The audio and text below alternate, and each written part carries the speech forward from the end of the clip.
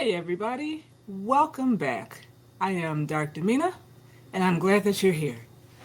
I know, I know it's been a minute, but I'm back at you, back at it.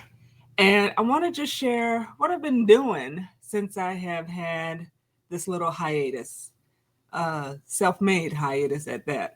I have been doing a lot of reading, a lot of studying, a lot of uh, researching, and a lot of putting what I've read into practice. So, not everything that I've read I've put into practice, but a lot of what I've read I have put into practice and tried to get some experience to see what is really going to work for me, what really jives with my spirit as far as wanting to delve deeper and go farther, and what was that was interesting. That was a good try, but maybe not right now. So I thought I'd share just a couple of the books that I have been getting into, have been reading, some all the way through, some I am still going through and kind of um, just hitting it as I read it, and then take a break from it, then get back to it as I'm interested and led. I think I forgot one more. Hold that thought. I'll be right back.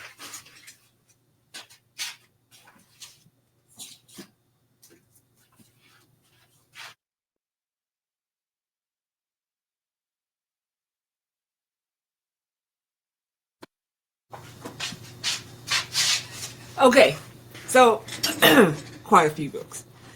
All of them not during the hiatus, but all of them, just about all of them that are in front of me, I have um, either started reading or I've read and put into practice, have touched, have put it down, have come back to it.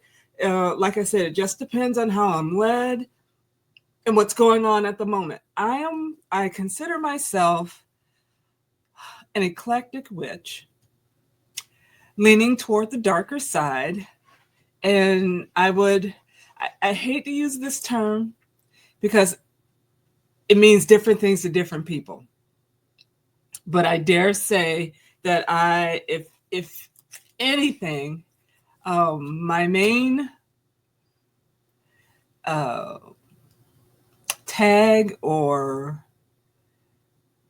category, I don't know, what I'm really feeling right now, let's just keep it like that. What I'm really, really feeling right now that I don't know that will go away anytime soon is the walk of a Luciferian. Never in my life did I ever think I would say that or allow that to come out of my mouth. But that's where I am. So let me just take you through some of the books that I have gone through and have been putting some things into practice or have gleaned from and still letting that kind of marinate on me. And I'm not going in order of when I read them, just in order as I pick them up and touch them. So one of the uh, books that I got a little while ago was called Speaking with Spirit, and it's from the Ross Seiki Arts Temple. This is more of, I want to say, comedic. It touches on quite a few things, quite a few traditions, comedic mainly, but it also deals with the ancestors. It deals with who else is in here? The Orishas. It has prayers in here. It has it goes back to some of our African ancestors and the way they chanted, the way they prayed, the way they called on um, um, God, the divine, whatever term you want to give it. This I was wanting something to kind of help ground me uh, with my ancestors, and not just the ancestors. I know my grandma, my grandparents, and my aunts and uncles, my mother's generation, and them, but just to take it back a couple of steps beyond them. I remember my family talking about my great grandmother and great grandfather. I remember hearing conversations about them. I don't remember meeting them, but even their brothers and sisters. So what is that? Be my grand aunts and uncles and great grand aunts and uncles. So I recall hearing stories about them, but getting back to the root of some of the things that I saw my grandmother at least do. Understanding a little bit more, it's only because those before her did it and those before her did it, and they did those things because of where we are. But I also wanted to go back a little bit farther to where we came from. Now, even in doing that, I want to say, for me, and I'm only speaking for me, and I don't want to offend those who look like me or who are descendants as I am. But I don't want to go and do things from way back in the day just for the sake of doing it. I hope you understand that. I said that in a way that again, it's not a diss to my ancient ancestors, but I want to feel their spirit, not so much their, what's the word? I want to feel their spirit, not so much the pomp and circumstance, if that makes sense. And maybe that's not the right term, but that's all I can think of right now to try to express. I want to feel their spirit, but I want to feel their spirit as I genuinely connect to spirit myself. So if that is going a Luciferian path, if that's going hoodoo, if that's going with demons and you know, angels isn't a big thing for our people, but if connecting me back to them, to the core of my soul, is through working with a demon or working with a darker spirit or dark goddess or a non-traditional way or a way outside of what we're told our people did way back before they were brought to this land. That's what I want. I don't want to do everything exactly the way that they did it. And I'll even go as far as to say this. I have had a conversation with my ancestors who I have on my altar right over here.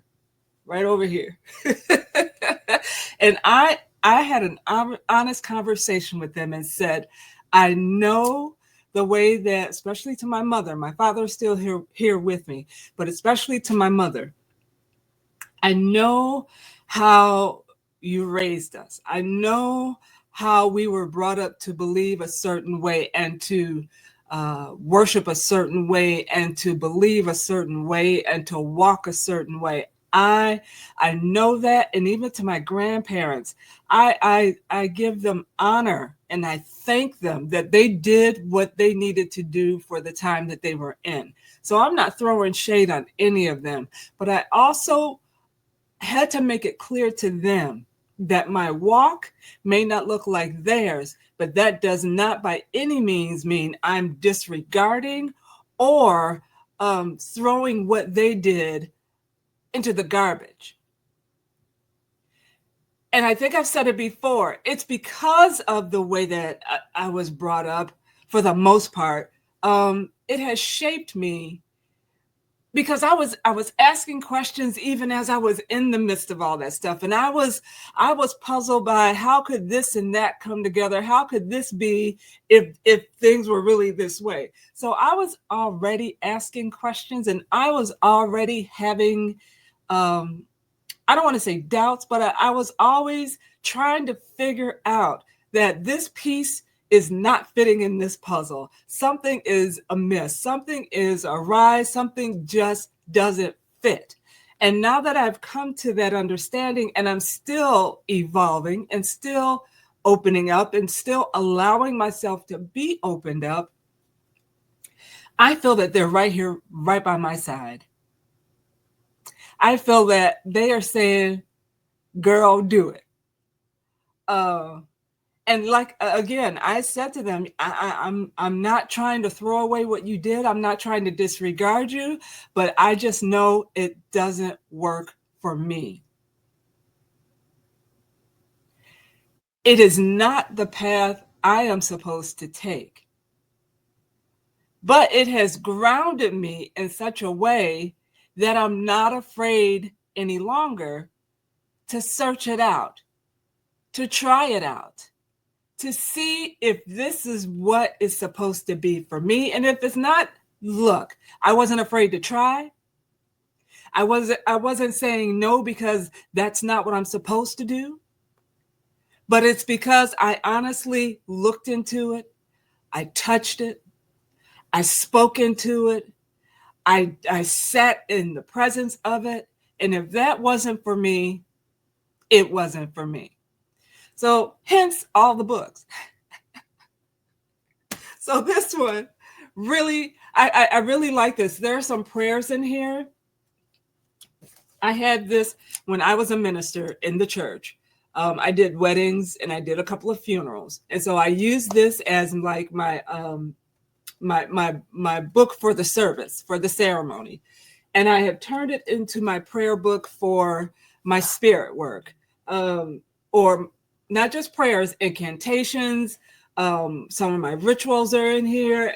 When I'm working with different deities, my invocations are in here. These things are in here. So I still utilize this, just in a different way now. So there's some ancestor prayers in here that I thought were beautiful. I tweaked them to make it work for me. There are some prayers to the divine, beautiful. I tweaked it to make it work for me. I don't say these prayers all the time. I don't say these prayers every day.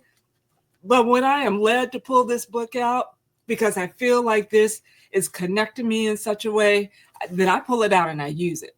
I have another book, put that aside. So again, this was Speaking with Spirit, Ras Seiki Arts Temple. The Orishas are in here. So Eshu, Egun, all of them, they're in here. There's hymns to Ra, hymns to, there's one to Sekhmet in here who yeah, we'll keep going. Yemaya, yeah.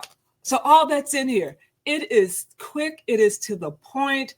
It is a good starter. So if you want to go further than this, you definitely can. I'm sure there's more out there. And the website has a host of books. So this isn't the only one. I think this is the only one that I have purchased, but it's not the only one that they have. So they do have more, but when I wanted like a prayer book kind of to just steer me in a way to get me in a path for where I was really feeling, this was a really good go-to for me and still is. So if you're interested in that, here's a good one for you.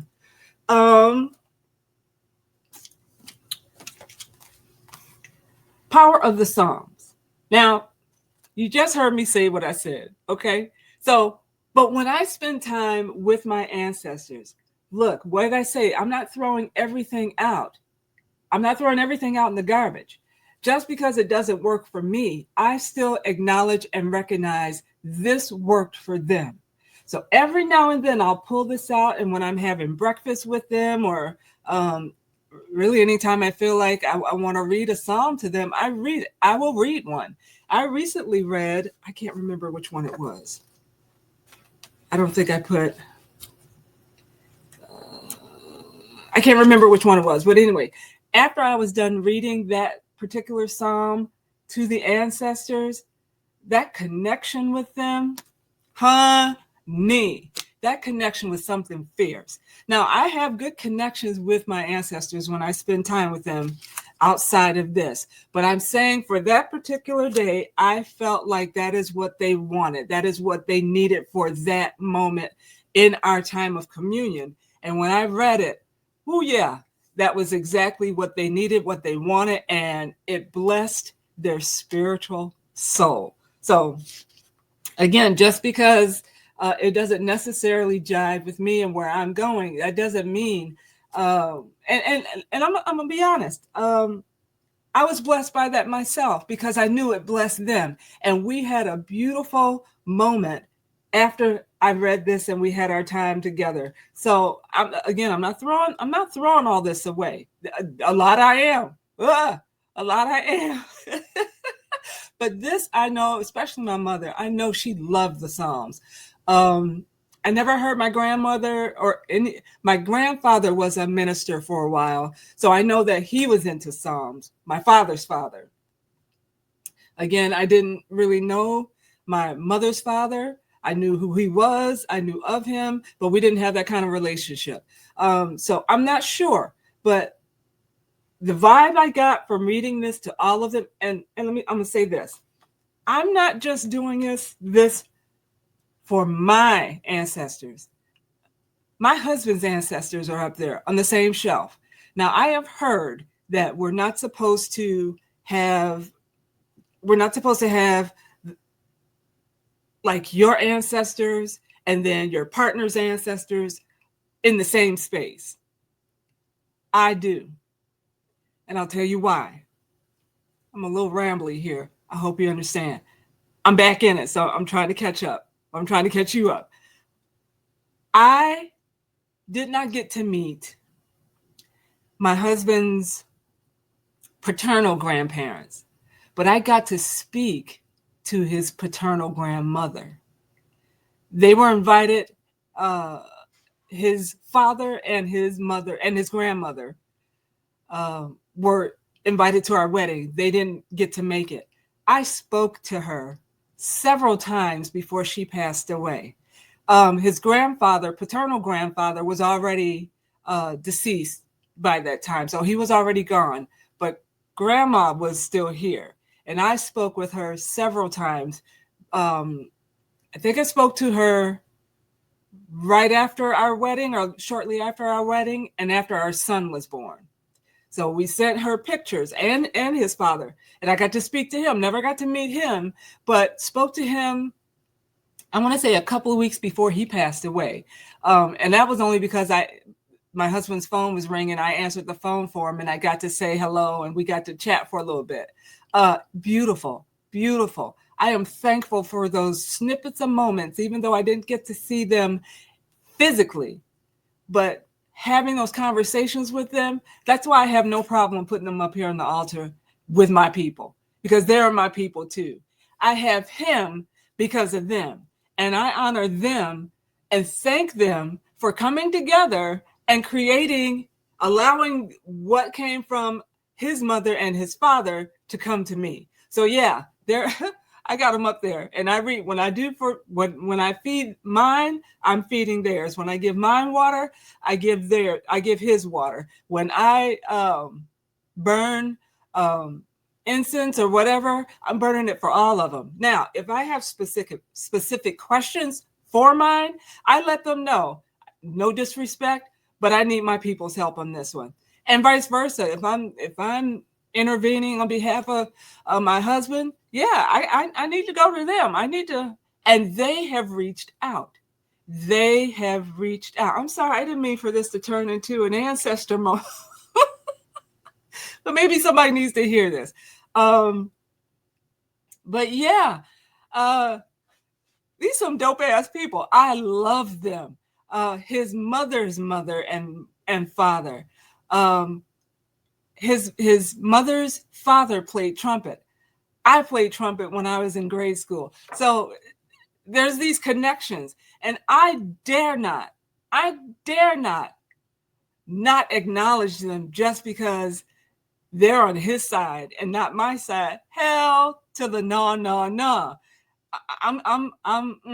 I got to acknowledge them just like I acknowledge mine, and give them, when their birthday, I have their birthdays, I have their death dates, I have all that, and I have it on the calendar. So I know when it's coming up, I want to celebrate, I want to remember, I want to pay homage, whatever it is, I want to make sure they get it. So anyway, Power of the Psalms. All of them are in here. If you don't want a Bible, and I got several because I have several, being in ministry, I have several. But this one, when you don't want to pull out the whole Bible, and this is all you want to get into, Beautiful. Okay, moving on. Since I'm kind of on this ancestor thing, here's one that I recently got. It is called Hulda's Hoodoo 2025 Hoodoo Almanac, Year of Papa's Shotgun. I subscribe to her channel. Oh, I'm trying to get this straight. Sorry. Here we go. Um, Towards the end of 2024, I subscribed to her channel, and she was advertising the almanac for 2025. She did one for last year. I didn't buy that one. Probably should have. And maybe I will. So she's got a whole bunch of not very in-depth, just she hits it and then she moves on. But her almanac for 2025, she has some I think the one thing that I really enjoy about this book, she has these little sayings that come out of nowhere. One of them that says, every dog has its day and every cat has its night. Let me find the one that really made me laugh. And we've all said some of these things, or we've heard our elders say those things, and we didn't really know what they meant, but it was good.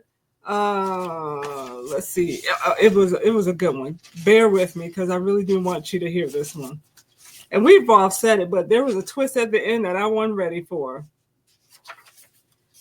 Oh, here's one of them. This isn't the one, but here's one. What the eyes don't see, the behind will feel. Have you ever heard your elders say that? I don't remember any of mine say that. Where is that one? It was so good too. It had me cracking up for a good minute. Oh, here it is. I highlighted it. This one. Now, I know you've heard this one. God don't like ugly, right? You've heard it. You've said it. I've heard it. I've said it. Here's the other part I wasn't ready for. God don't like ugly and ain't too fond of cute either. So you want to make a big deal about him not liking ugly, but he ain't too fond of cute. So it's little things like this, but she also has some recipes. She also has, and the almanac is like a foretelling. So she actually like went deep in her spirit, and she has said some things, and some of them have actually are unfolding right now. Even what the chaos that we're seeing and hearing on a day-to-day basis. She spoke this back in 2024 when she was putting this together. So if you are on your hoodoo journey and you want, again, it's nothing deep, it's nothing major, but there are some really good tips in here. There's some good backstories about some things I've never heard. But it's really good. And like I said, it's to the point. It kind of hits you and it moves on and takes you to the next step.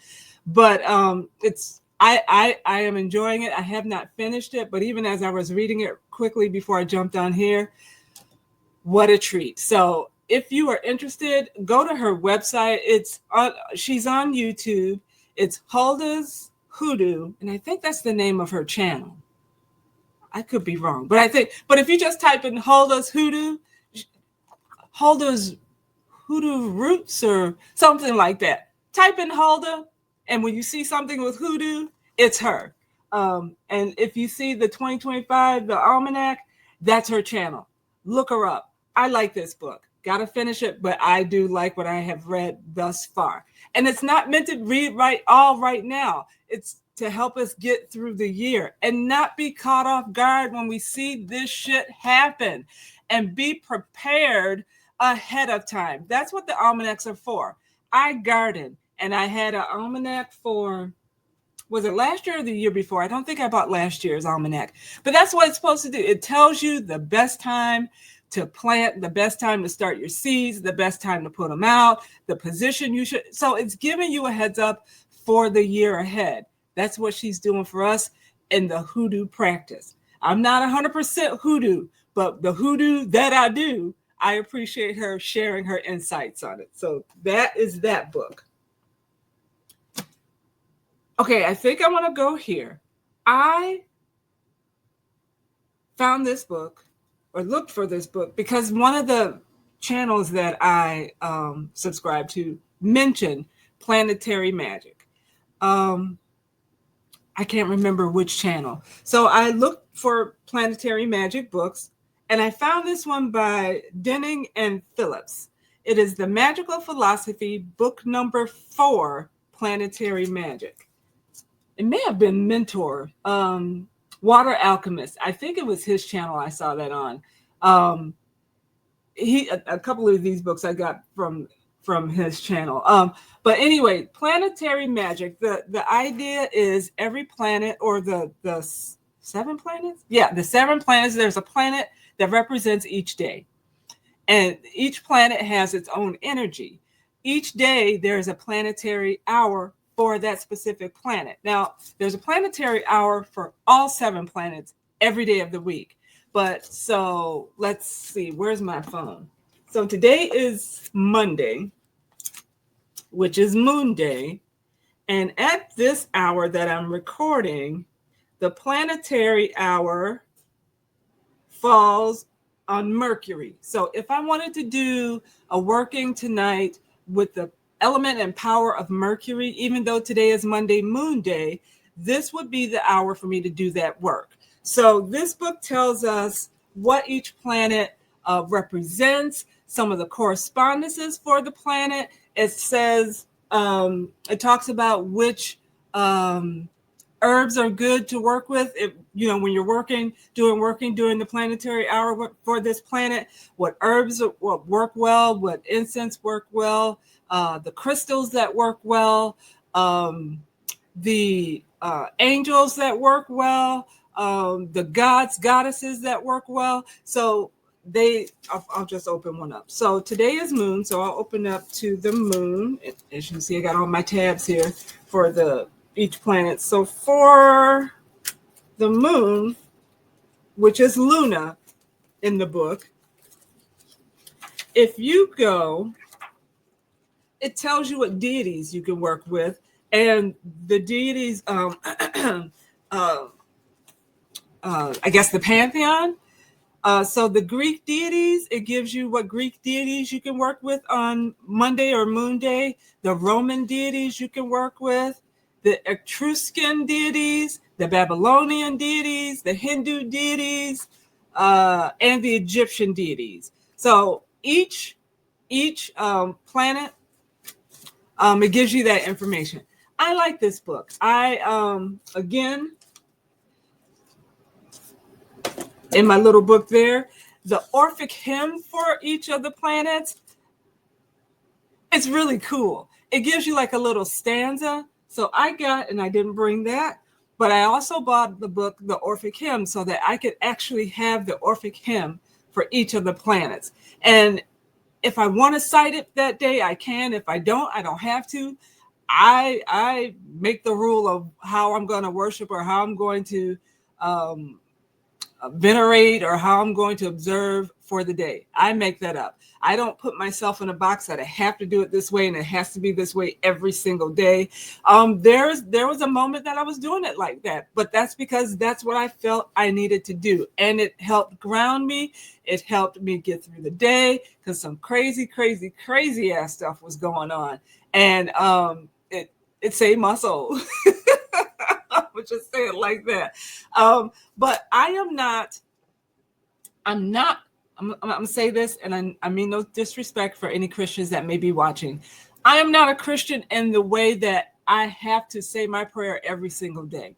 I'm not a Christian in the way that if I miss saying it, I gotta repent, that I gotta apologize. No, that is not my walk anymore. And even on this path, while I am learning a lot of things, the one thing I am also learning and I am holding on to is I am calling the shots for me. I'm calling the shots for what I know I need. I'm calling the shots for when I feel I need it, I'm calling the shots for when I feel I don't need it. And if I feel like I don't even want to at the point, and I'm not gonna beat myself over the head. I'm not going to say I'm not a good witch. I'm not gonna say I'm not a dedicated witch. I'm not gonna put that on myself as I would have if I were in the church, as I would have when I got down on my knees. I forgive me for not, just like when the Catholics go to confession.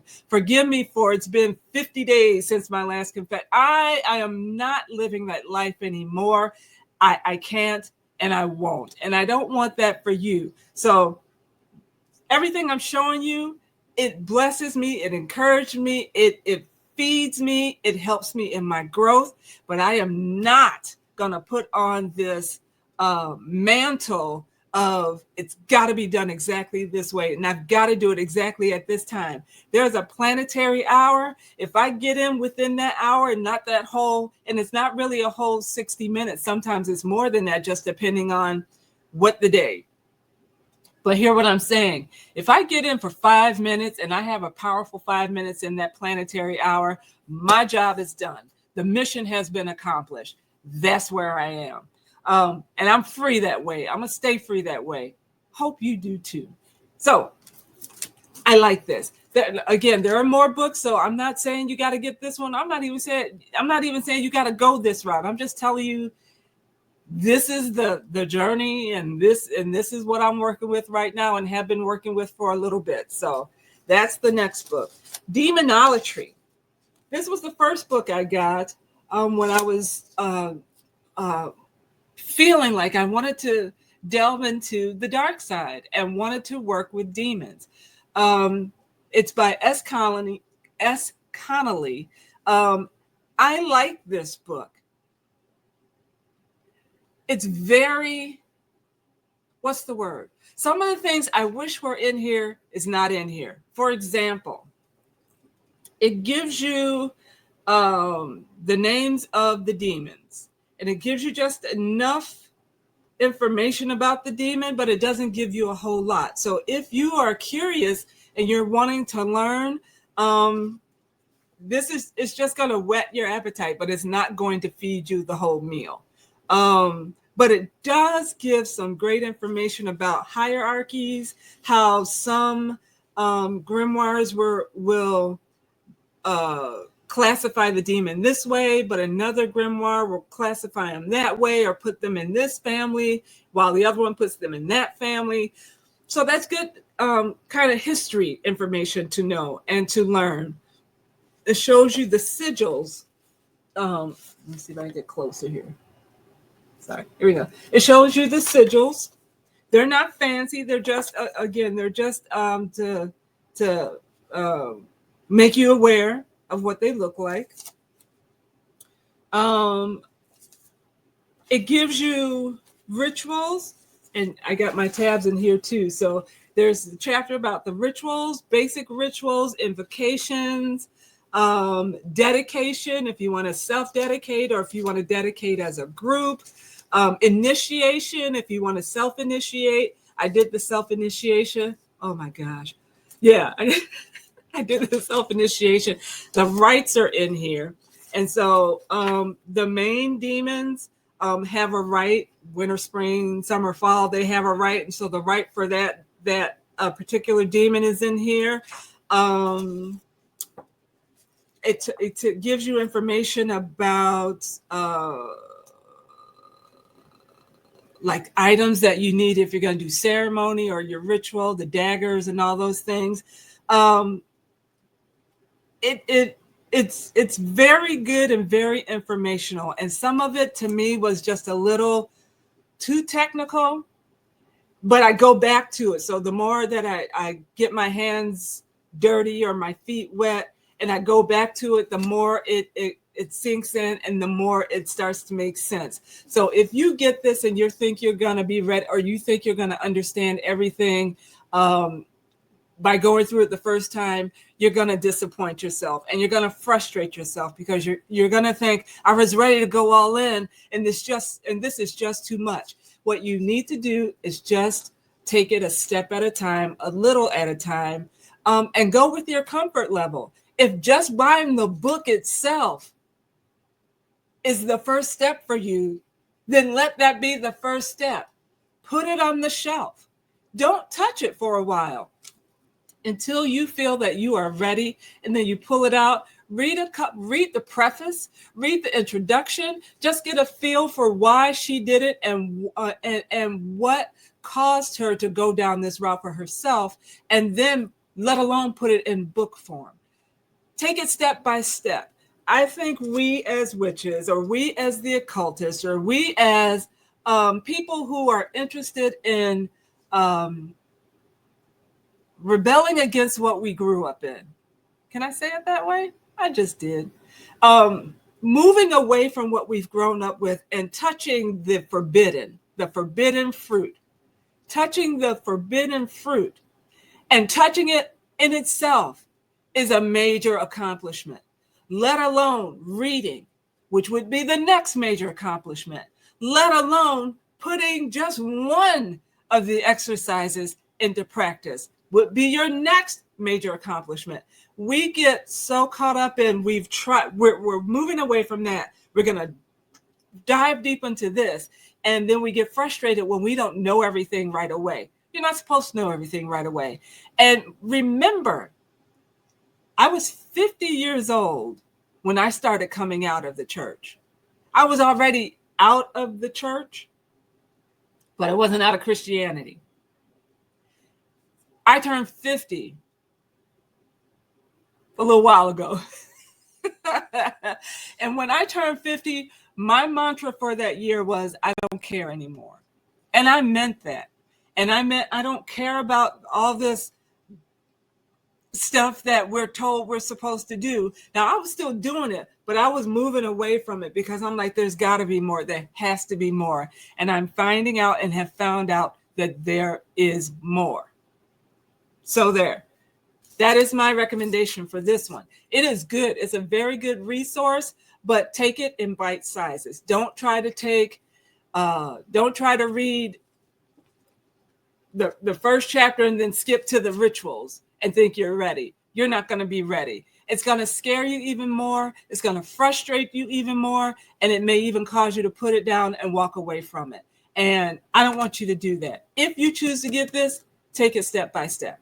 All right. And that's with any of these books, but especially this one, because this one's pretty deep. At least it was for me. Pretty deep. All right. Next one. The Rites of Lucifer. Because the first demon that I was introduced to, or introduced myself to, through my mentor, Aradia, was King Payman. And that was, I thought that was very wise of her to instruct me to go that route, because, I had conversations with her and I was saying, I'm interested, but I got triggers, I got baggage, I need help. And so she helped to guide me to, she showed me how to do the lesser banishing ritual. She gave me pointers, she gave me resources, she told me all these things. And so that was the first demon that I did an invocation for and sat down and felt the presence of. And I've read all this stuff about the loud noises and all this and all that and all the grandeur and all that. It didn't happen that way for me. And I'm not saying it didn't happen that way for others, the way that they're saying it. And I'm not saying that it would never happen for me. Just when I was introducing myself to King Payman, it did not happen that way for me. And I'm glad. But I also felt that even after that introduction, and I did spend some time with him, but I still felt like he wasn't the one just yet. So I have my stuff and I have it put, and I put it to the side, and I have the conversation, no disrespect, and no backlash or anything like that. But that's just where I was. But when I picked up and when I started to research Lucifer, and maybe because of the church thing, that was more of a connection, but I didn't want to go at this or with any of the demons from a church perspective, meaning, it's either an angel or it's a devil. It's either the light or it's the dark. And I believe we are all made up of both. I believe we have light and dark in us. I believe we need light and dark in us to keep us balanced, to keep us whole, to keep us on the straight and narrow. But when I started researching Lucifer, there was this connection that I felt immediately. King Payman was a good introduction to slowly get there, but Lucifer was the real effing deal.com for me. And it's still the real effing deal.com for me. So I got this book. It's from the Temple of Ascending Flame. It's called Rites of Lucifer. And there are different rites. I think, who's the author here? I think this is Asenath. Yeah. So I heard the name Asenath Mason, who's pretty popular, I guess. So I got this one. There's several books, not just Lucifer, but this one, because I was interested in Lucifer, I got this one. And there are rites in here, and there are invocations in here. And I enjoyed reading this book. And I think I enjoyed reading this book just to get their perspective and their account for how these rituals worked for them. I didn't feel led to do them. Not that I never will, just I think I enjoyed the read for what it was. Information for me. Confirmation that this path for me feels right. It feels like I'm at home. And there were several times towards the end of my Christian journey where I stood in the back of the congregation, the church, the hotel room, wherever the program or the service was, and I cried and said, I'm not supposed to be here. And when I read this, I felt like I'm supposed to be here, not necessarily doing it the way they do it, but in this realm. I am at home and I am supposed to be here. And it feels good. It feels right. I feel whole. So for me, this was a good book just to get, not that I needed confirmation, but it did give confirmation. But I just wanted to see I want to read different things to see what's available and how people do what they do and the reasoning behind what they do. And, if it's a system that they work, it's a system. If it's not a system and they're just led as they're led and they do it. I'm just interested in knowing all that and learning all that. And this was a good book, a good introductory book as far as Lucifer is concerned for me. So out of all that I'm saying, I'm not telling you to read what I've read. I'm telling you to do what I did. And that is wherever your spirit, your soul, your heart, your desire is leading you, get more information. It's good to watch the YouTube channels. I watch them. I watch the videos. I appreciate them. And it's good to have I have Amazon Prime. So I have the Audible. So there are some books that I have on Audible and I'll listen to as I'm sleeping, but nothing beats paper as far as I'm concerned. If I can get the book in my hand and I can, even if I only read a chapter and put it down and come back to it later, it makes all the difference for me. If I can't find the book and I see that it's on Audible, then I have it on Audible. So I have it both ways, but there's a time to listen. And then there's a time to let your eyes see the words on the page and let it sink down into your very core. So there's that one. So then last couple of times I was talking about Hecate. And so I got this book. There's another. Oh, before I do that one. Oh, yeah, I put these books on top of those. So then as I'm getting into Lucifer, I don't want to leave out the feminine. I don't want to get so heavy into the masculine that I disregard the feminine. So I got Marie Silva or Mari Silva. I'm not sure how to pronounce. I think it's Marie or Mari. Could be either or. Miss Silva. I got Miss Silva's book called The Dark Goddesses, Unlocking the Power of Hecate. And I really got it for Hecate, but it also talks about Sekhmet, and she's my other goddess that I'm working with. But it's called Dark Goddesses, Unlocking the Power of Hecate, Lilith, the Morrigan, Baba Yaga, Kali, Oya, Persephone, Hathor, Sekhmet, and more. I liked this book because it just gives a basic overall of the dark goddesses. If you are wondering which one to work with, which one to reach out to, which one to investigate, this is to me. Now, I've heard some people kind of diss her in her books, but maybe I'm not educated enough yet. But for me and where I am right now, this was very helpful. It gives you a background of each. It tells you, let me see. So, like each chapter has a different nationality. I guess that's the best way I can say it. So the Greek goddesses, the Slavic goddesses,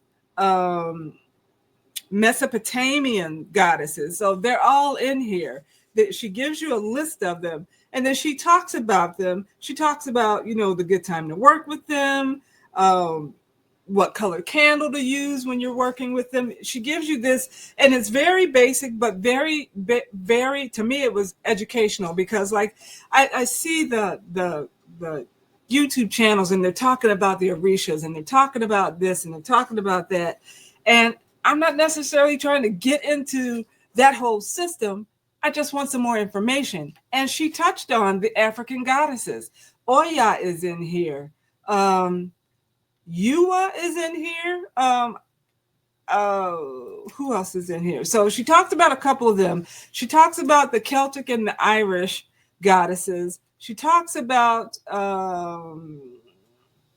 the Norse goddesses. So there's a plethora of them in here. And again, she's giving just the basic information, but some good information. I believe some good elementary information to get you started. And if you want to get more books and delve deeper, there's plenty out there. But I thought for overall, especially dealing with Hecate and Sekhmet, that what I needed to see to get me started was in this book. So again, if you're into wanting to get into the dark goddesses, to me, this was a good starter book. There may be others that you can recommend. You can put down in the comments. I'll be glad to look at it. But for me, this was a good deal.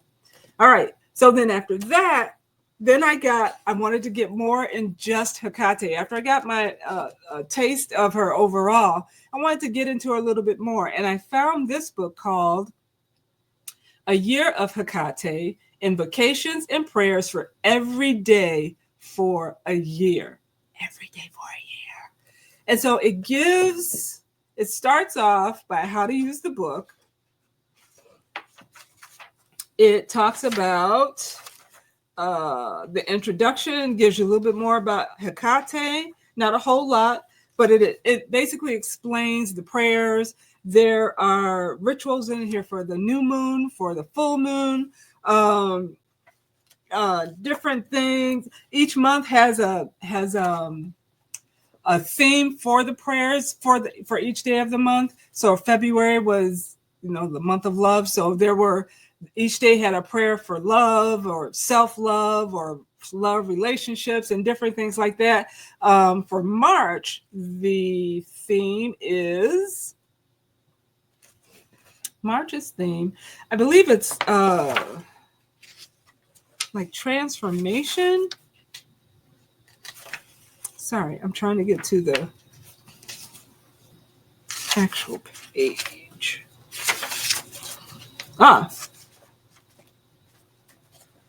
Okay, so for March, it says March is a collection of sacred invocations and prayers to help you connect with the divine energies of the month of March.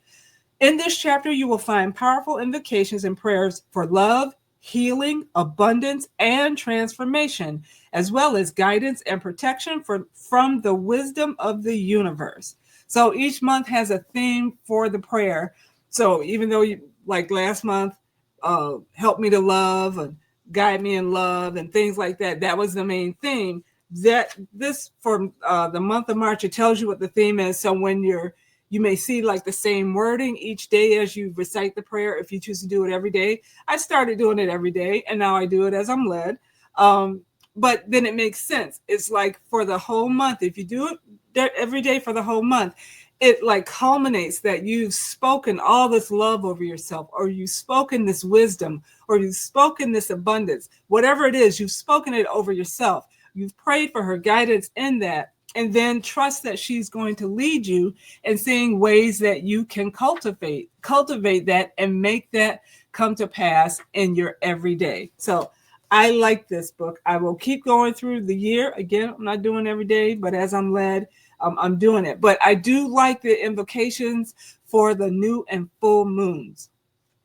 I think those are cool. So a year of Hecate, invocations and prayers for every day for a year. It's by Marcus Black. I'll put that back up here so you can see. Oops. Marcus Black is the author. I like this book. It's very good. But here, this one is the creme de la creme for me right now. I may find another creme de la creme, but right now this is it. This one, again, was recommended by the Water Alchemist. Lucifer and the Hidden Demons, a practical grimoire from the Order of Unveiled Faces. The author is Theodore Rose. I love this book. This is a system for path working. And path working is a system of steps, basically. And summoning, for this book, summoning demons. And using Lucifer as the head. So there's Lucifer, and then there are other demons in here. Let me see. And I got highlights all over the place in it. It is, I'm trying to find illustrated working. Here we go. So the perspective on the demons, this is one of the chapters in the book. There are 4 demon kings. The 4 demon kings being Lucifer, Leviathan, Shaitan, and Belial. Lucifer is called in all the workings. And so basically the path working is you summon Lucifer, and then you ask Lucifer to allow you to summon whatever the demon is that you're going to summon. But there are the 4 demon kings. Then there are the 8 dukes of Lucifer. So then there are the 8 dukes are Astaroth, Asmodee, or Asmodai, Orions, Eraton, Magoth, Beelzebub, Paimon, and Amaimon. So you would reach out to Lucifer, and then one of them, whoever you want to work with, and then the demon servants of some of the dukes. And then I like this book. I like order and I like structure, even though I want to do it on my own term. I do love and appreciate order and structure. And this gives you order and structure, not so much to the point that you don't feel freedom in it, but just to help you go to the next step and go to the next step and go to the next step. And then it gives you an illustration on how to do the working.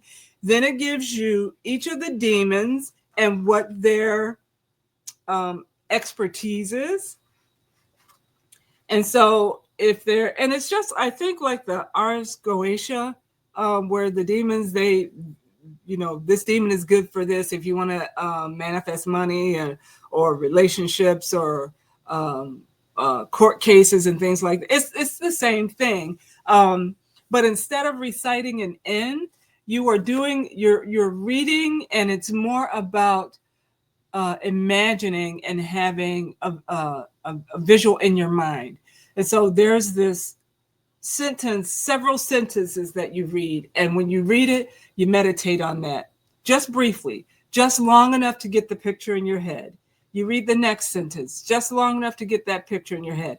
And the idea is by the time you're done reading all the sentences for Lucifer, for example, you don't have to worry about feeling his presence. Because what you have done, you have imagined each of those sentences.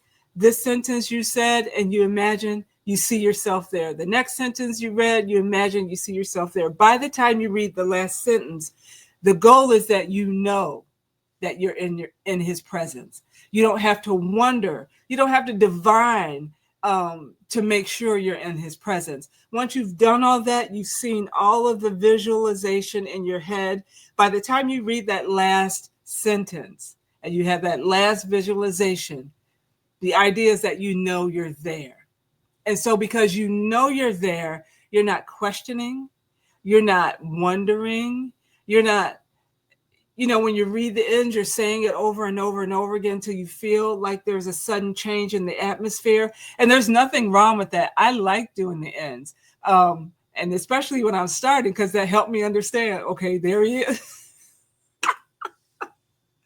But as I'm growing and learning, I want to get to the point where I know I'm in his presence. And even if I don't feel the temperature change, even if I don't feel the hairs on my arm raise, even if I don't feel or smell in some cases, even if I don't have those natural sensations, what I do know is that once I've done all that and I've come in with respect, and I've come not in fear, nor do I come as if he owes me something and he better listen to me, but coming in a way that I want to be in your presence. I can feel him now, even just talking about him. I want to be in your presence. Oh my goodness.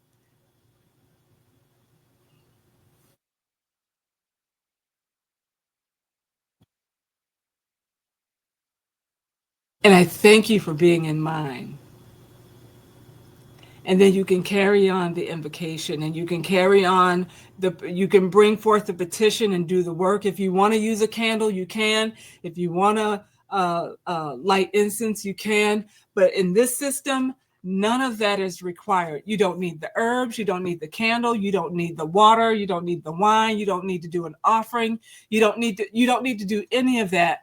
All you need to do is recite, visualize, and know.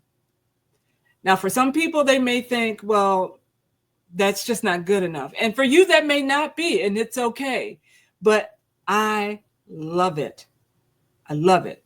I love it. I love it. I love it. The one thing I will say about the author,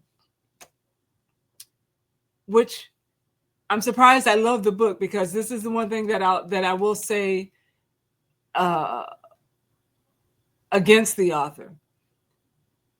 When you know something, and not that you have to apologize for what you know, but sometimes some people can come off as, I'm right and I'm the only one right and they've been wrong, and what they don't know what they were talking about, and and everybody is wrong except for you.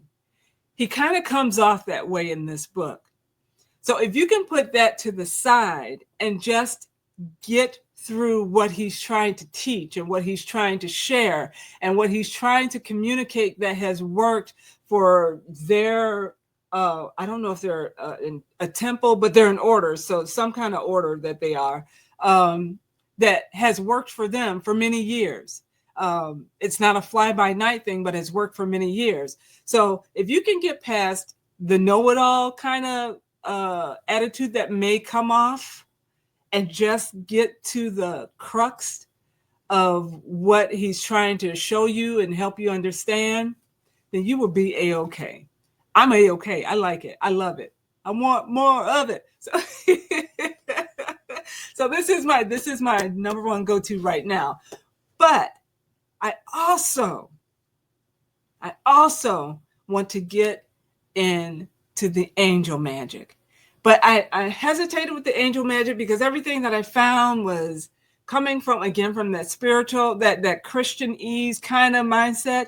And I just know that angels were made to be Christianized. They were not always that way. I know that Lucifer was made to be demonized. Lucifer was not always that way. And so as I'm trying to peel my own onion and get over my own self and release all that baggage that I had of my own, the next one I want to get into is angelic. Oh, the other one about this one. You don't need a sigil either. It is just literally you reading, visualizing, and being there. Not getting there, being there. So that's this one.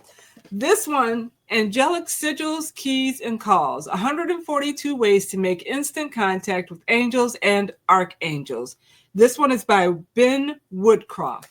I haven't gotten into this one yet. Oops, sorry.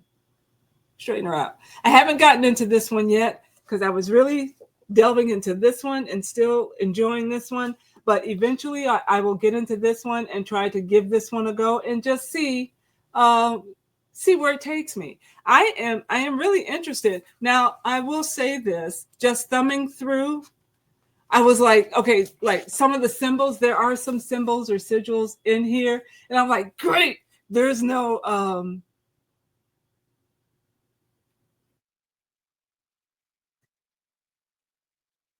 you know what I'm trying to say. I'm not trying to offend anybody, but I think you know what I'm trying to say. There's none of those other words that we have grown to say, and yeah.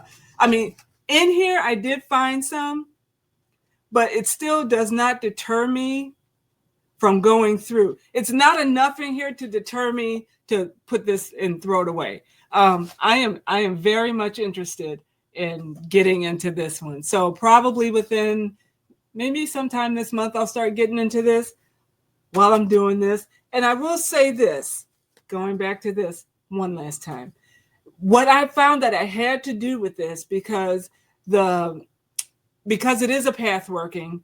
When you're trying to go through the path, so you're starting with Lucifer, then you go to the head, you go to the Duke, and then you go through the Dukes, and then you go to the if you're not trying to work with one of the Dukes, but you're trying to go to one of the demons under the Dukes, you've got to go 1, 2, you may have to go 2, 3 steps before you get to the one that you actually want to work with.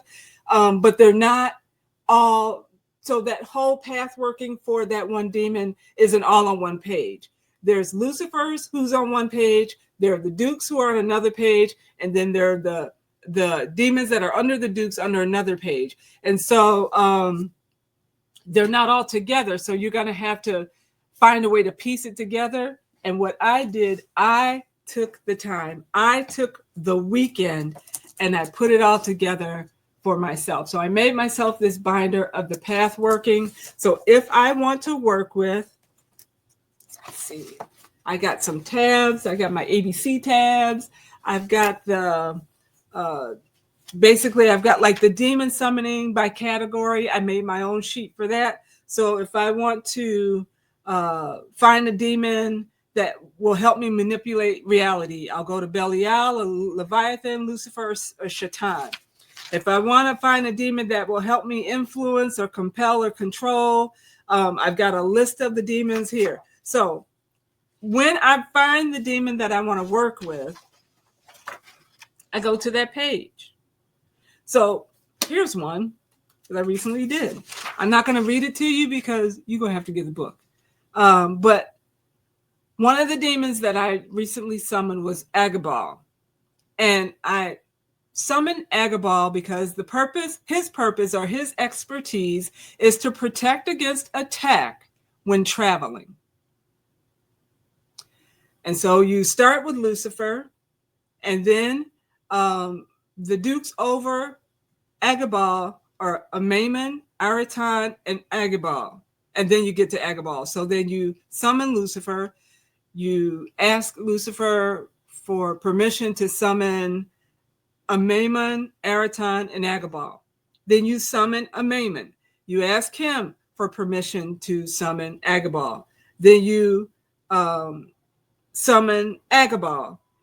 And then after you're done visualizing what you need to say for him, then you can bring forth your petition when you're in his presence and move forward from there. So that's how the path working works. But I did every last one of them. So I got all my A demons, my B demons, my C demons. I got them all. I think every letter had a demon except for Q. Yeah, Q didn't have one and X didn't have one. But all the other letters had at least one demon, some several, that have a specific expertise that if you need to call on them, you can. And I wrote it out. I typed it all out for myself so that I could get there and get what I needed. My goodness, I've been on for 1 hour and 5 minutes, people. I've been gone a minute. So that's where I've been. That's what I've been doing. And just thought I'd share that with you. Tell me what you're reading. Tell me where your journey is taking you right now. Tell me what is getting you excited. Is it working with the ancestors? Is it working with a pantheon? Is it working with the demons? Is it doing a plethora of things as you see fit? Tell me what you're doing. I'd be interested to know. And that is it for me, probably for the month. But anyway, it's it for me for today anyway. So I hope that you enjoyed this. I hope that gave you some insight as to where I've been, what I've been doing, other than all the other things that are going on in my life in the mundane realm. This is just the spiritual realm that I've been hanging out in, and I have been enjoying myself. So thank you for joining me. Thank you for lasting to the end. Maybe you had to chop this up in pieces, and I'm okay with that. I've done that too. But anyway, thanks for letting me catch up with you and get back at you, and have a good week. Have a good month if I don't come back on before the month is over. And take care of yourselves, and peace and blessings to you all. Bye.